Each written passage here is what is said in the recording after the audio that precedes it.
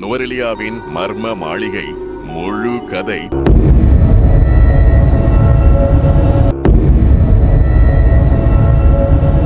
பல ஆண்டுகளாக பனிமூட்டத்தின் மத்தியில் அமைதியாக நின்று கொண்டிருக்கும் ஒரு பிரம்மாண்ட மாளிகை. அதன் ஜன்னல்கள் வெறிச்சோடி கிடக்கின்றன. அதன் கதவுகள் எப்போதும் பூட்டியே உள்ளன. அதை பார்த்த பலர் இது ஒரு பேய் வீடு என்று நம்புகிறார்கள். ஆனால் உண்மையில் இந்த மாளிகையின் பின்னால் இருக்கும் கதை என்ன?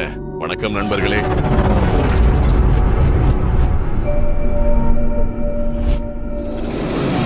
இன்று நாம் பயணம் செய்ய போவது இலங்கையின் நுவரெலியா மாவட்டத்தில் உள்ள அம்பிவில வீதியின் மிகப்பெரிய மர்ம மாளிகையை பற்றித்தான். மலைகளாலும் தேயிலை தோட்டங்களாலும் அடர்ந்த பனிமூட்டத்தாலும் சூழப்பட்ட இந்த இடத்தில் தொலைவிலிருந்து பார்க்கும் போதே ஒரு மர்ம உணர்வு தோன்றுகிறது. இந்த மாளிகை பல வருடங்களாக முடிக்கப்படாமல் பாழடைந்த நிலையில் காணப்படுகிறது. இதனால் உள்ளூர் மக்களிடையே பல கதைகள் உருவாகின.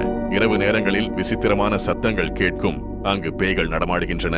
யாரோ ஒருவர் அங்கு மர்மமாக உயிரிழந்துள்ளார் என்ற பல வதந்திகள் சமூக வலைத்தளங்களில் பரவத் தொடங்கின. ஆனால் இந்த கதைகளுக்கு எந்த ஆதாரமும் இல்லை. உண்மையில் இந்த மாளிகை ஒரு பெரிய முதலீட்டு திட்டமாக ஆரம்பிக்கப்பட்டது. பல ஆண்டுகளுக்கு முன்பு பாகிஸ்தானைச் சேர்ந்த தொழிலதிபர் மிஸ்டர் குரேஷி என்பவரால் இந்த பிரம்மாண்ட கட்டிடம் கட்ட திட்டமிடப்பட்டது. அந்த காலத்தில் மிகவும் நவீன வசதிகளுடன் கூடிய ஒரு சொகுசு ஹோட்டலாக இதை உருவாக்க எண்ணியிருந்தனர். நுவரெலியாவின் கடுமையான குளிரை சமாளிப்பதற்காக சுவர்களுக்குள் வெப்பமூற்றும் அமைப்பு பொருத்தப்படவிருந்தது. மேலும் தரைக்கு கீழே பெரிய அளவிலான மதுபான காப்பகமும் வடிவமைக்கப்பட்டது. அது மட்டுமல்ல, மாளிகையின் ஒவ்வொரு ஜன்னலும் பால்கனியும் சுற்றியுள்ள மலைகள், தேயிலை தோட்டங்கள் மற்றும் பனிமூட்ட காட்சிகளை 360 டிகிரியில் ரசிக்கும்படி திட்டமிடப்பட்டிருந்தது. அந்த காலத்திலேயே இது ஒரு கோடிக்கணக்கான முதலீட்டு திட்டமாக கருதப்பட்டது. ஆனால் எதிர்பாராத விதமாக கட்டுமான பணிகளில் சிக்கல்கள் ஆரம்பமானது. பணிகளை மேற்கொண்ட ஒப்பந்த நிறுவனம் பெரும் நிதி மோசடியில் ஈடுபட்டதாக கூறப்படுகிறது. முதலீட்டாளரின் பணத்தை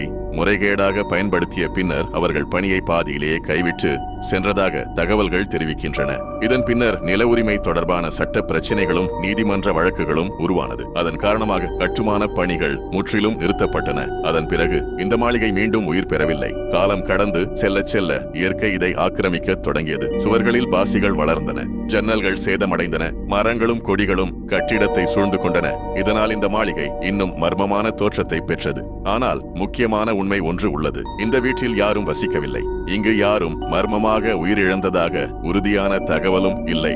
அதாவது இது ஒரு பேய் வீடு அல்ல, மாறாக நிறைவேறாத ஒரு கனவின் நினைவு சின்னம். இன்று நுவரெலியா செல்லும் சுற்றுலா பயணிகள் மற்றும் புகைப்பட கலைஞர்கள் இந்த மாளிகையை தொலைவிலிருந்து ரசித்து புகைப்படம் எடுத்து செல்கின்றனர். பனிமூட்டத்தின் மத்தியில் கோதிக் பாணியில் காட்சியளிக்கும் இந்த கட்டிடம் இன்னும் பலரது கவனத்தை ஈர்த்து வருகிறது. ஒரு நாள் இந்த